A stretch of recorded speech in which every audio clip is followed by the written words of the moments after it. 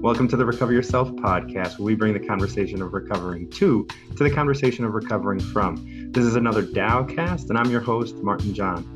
This week, I'm talking with Ryan Breen, who is a relationship counselor, coach, trauma specialist, husband, and father here in Chicago. Ryan and I have done a lot of work together. We've presented workshops together, as well as we have a workshop coming up next week. So stay tuned till the end to get more information about that. Ryan is super insightful and has a very clinical background, so he's thinking about things a little differently than I do, and I was excited to bring him on. So here we are.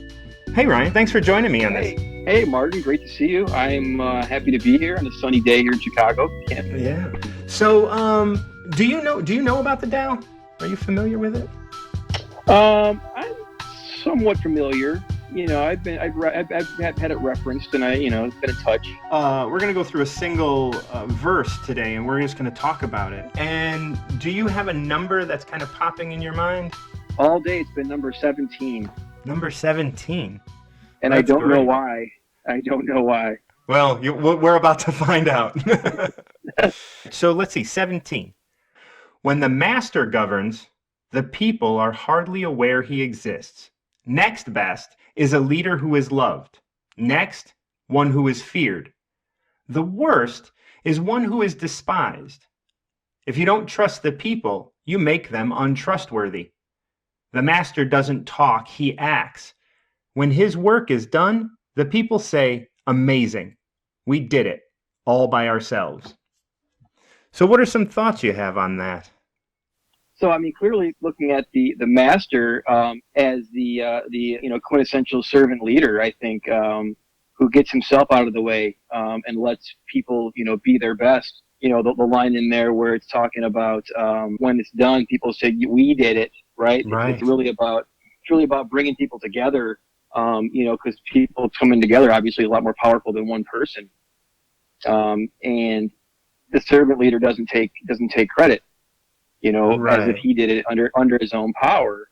Now I'm trying to think, because it does obviously highlight that the other one who is loved and one who is feared, and those were second and third. I mean, obviously being loved is not something a leader can always count on doing. But I think it's really important that people like who you are and know that you care about them in order to want to follow. So in that aspect, you'll be liked. And obviously being feared is less favorable, because then that power only lasts so long before people rebel and act out their own needs for control in other ways. So again, it's better to be that servant leader and give control in order to get it. Like, we're talking about this idea of like the master. The master, it's not about the master being loved. I mean, I think also different leadership types are called for by different circumstances. And sometimes circumstances, I mean, obviously you have to read the circumstance correctly, because you can't just be a powerhouse dictator who is feared. And sometimes you may have to take control in a dire situation as a leader and put it kind of all on your shoulders.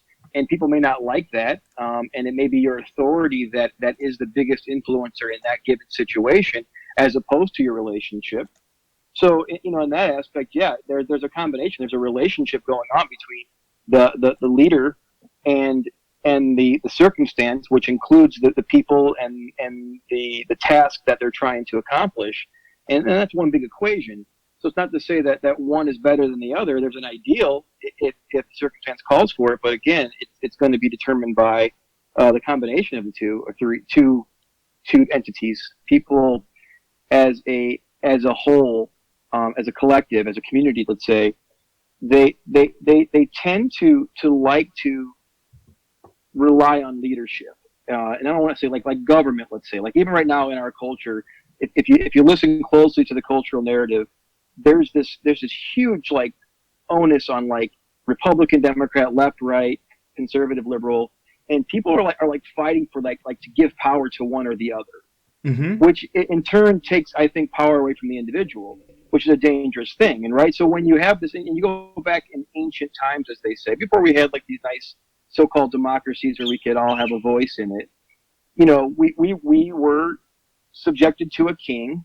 who didn't trust us, and we didn't trust them, and there was always this whose best interest is this in, and people could sell out easily. You see that in Germany and in Soviet Union and all those historic sort of places where people sort of sold out to the leadership blindly almost, because of some sort of inner drive to almost to give up myself. You know what I mean? And it seems dangerous. And I think that's that at the end when we do accomplish it, there's a relationship between myself. I don't want to lose myself in the relationship to everybody else in the whole community, but I also don't want to just I guess arrogantly just be a narcissist and only be myself, right? Because it's like that whole Eastern Western sort of philosophy, the individual versus the power of the group, right? Right. And where they give up the individual in the Eastern philosophy versus Western philosophy, where it's all about the individual at the expense of the group, right? And there's got to be some kind of balance in there. Like under the surface, there is like for this verse, like the people having finished their work. That relates back to me to be both the individual's work as well as the work of the collective. Not that they're working together, right? They're not purposely working together, but because they're working as individuals, they have no choice but to work together because, again, we're all connected. We're all affected by one another.